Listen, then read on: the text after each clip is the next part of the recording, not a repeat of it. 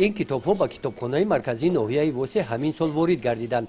از جهت صفت، مضمون و ماهیت مشتریان زیاد دارند. این کتابی که در دست من می‌بینید، این کتاب شخصیتی بزرگ هاشم گدا میباشد.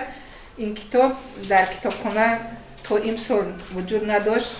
خوشبختانه طریق برنامه رشد فعالیت کتابداری در جمهوری تاجیکستان طریق کاروان کتاب امسال به کتابخانه آمد. زیاده از 20 نفر بوده ای را استفاده بوده.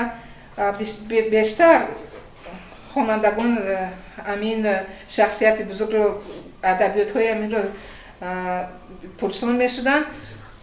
خوشبختانه امسال دسترس شد.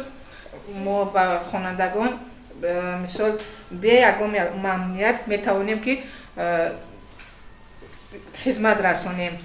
کتابخانه مرکزی ناحیه واسه در شفت قصر فرهنگ ناحیه واقع گشته سال گذشته مورد استفاده قرار داده شده است.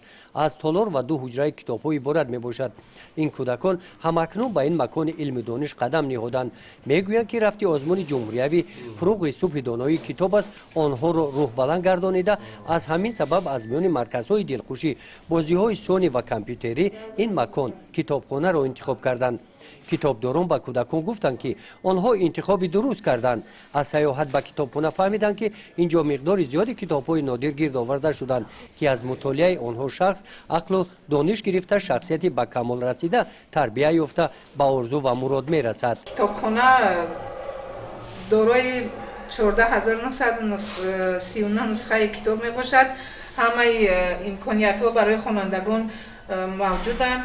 میتونن که بیاین از کتابخانه استفاده کنند، از کتاب‌های نو وارد گشته. مثال در اینجا همه شرایط ها مهیا در کتابخانه تالار خوانش کتاب‌های نو. بعد تماشا کودکان اعضای کتابخانه شده کتاب‌های پسندیده‌شان را گرفتند. از همه مهم روی آنها به این درگاه گشوده شد.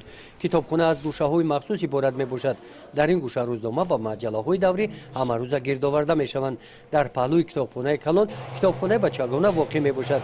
کتاب‌های افسانه و حکایه‌ها که با قلم ادیبان شناخته تاجیک و آثار ادیبان ادبیات جهانی گرد آورده شدند پر از پند و حکمت و سرگذشت‌های جالب عبارت بوده با آدم روح و الهام تازه میبخشند.